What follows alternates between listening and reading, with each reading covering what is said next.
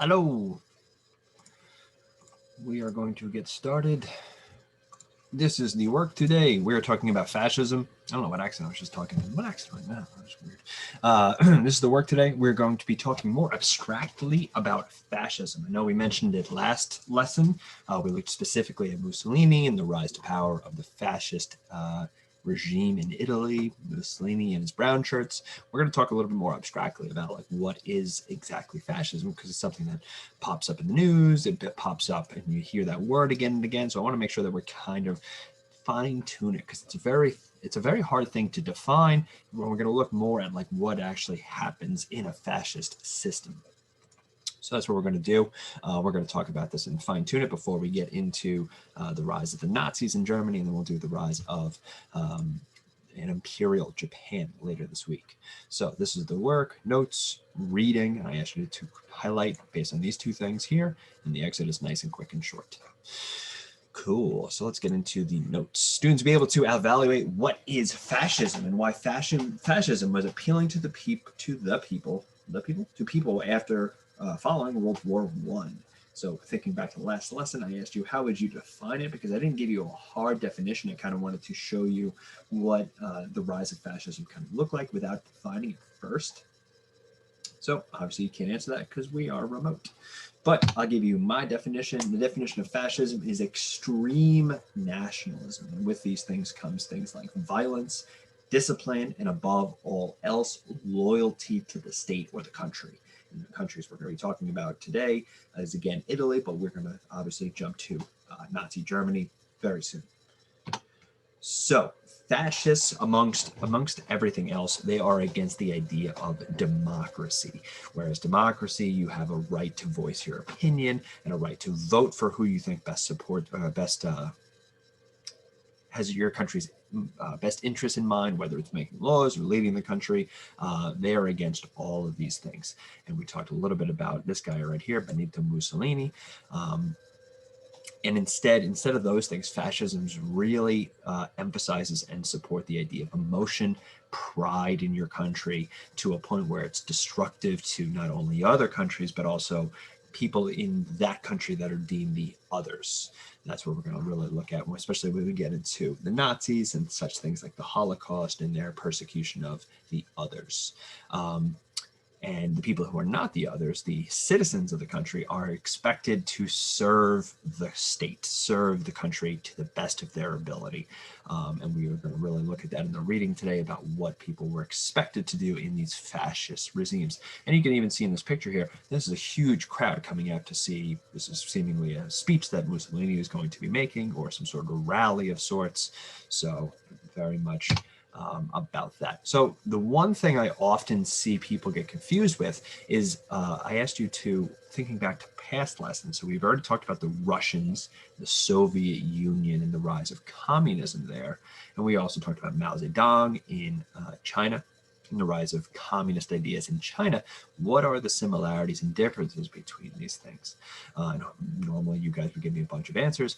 The one big similarity is that normally it leads to very powerful leaders. Whether it's fascism or communism, you see very powerful leaders. Communism, we're going to talk about people like Joseph Stalin and Mao Zedong. In fascism, we'll talk about Benito Mussolini or Adolf Hitler. Both of these, all four of these people are very, very powerful leaders, didn't really have any checks or limitations on what they could or could not do. The big difference between these two things, they're opposite ends of what we call the political spectrum, and you can kind of see it here. We see our current political parties, the Democrats and the Republicans, are on either side of this. And then if you go really extreme, you get things like fascism and Nazism.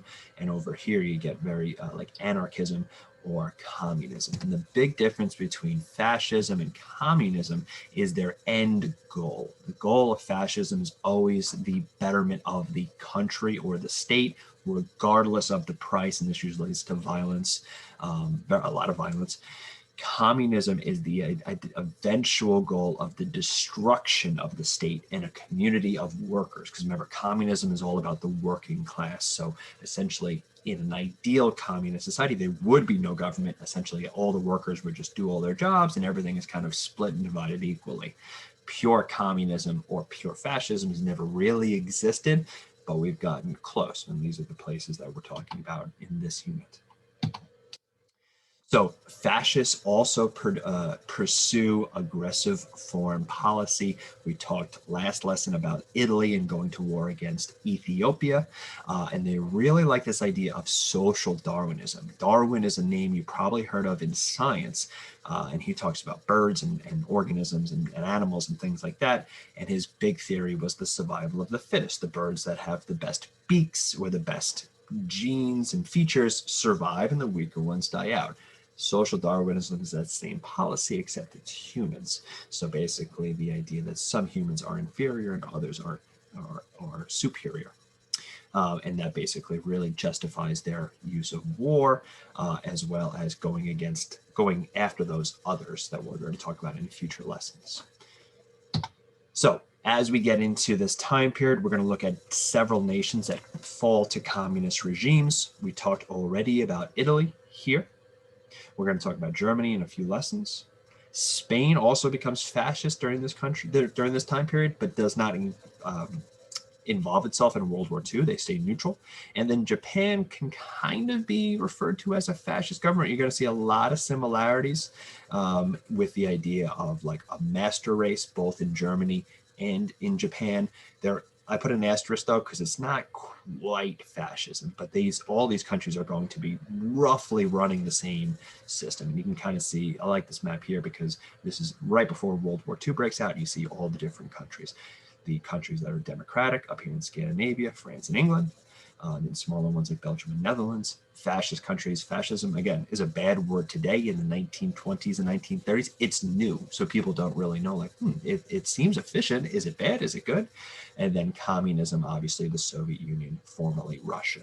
So we're going to see a lot of that. And the interesting thing is I love this color here, this little mustard thing. Basically, it's places where fascism attempted to take over. So even in a democratic country like England, there was a fascist party led by this guy Oswald Mosley. It just never really took over England. They were able to like vote it down and never really took over. So you could see how many different places attempted or just toyed with the idea of fascism, or there was a fascist political party that attempted to win elections and take over, but it just never stuck. So just things that are interesting and how different history could have played out with certain things. If England had turned fascist, what would World War II look like? Cool. So that'll end this presentation. And you guys got the work. I already showed you the little reading. It's 3 little paragraphs on fascism, specifically Mussolini, going into things that we didn't really quite talk about last time. And then the question here is evaluate what is fascism and why fascism was appealing to the people. English, come on, Frank, with these 3 prompts here. Cool. All right, get it in, get it done, make me proud.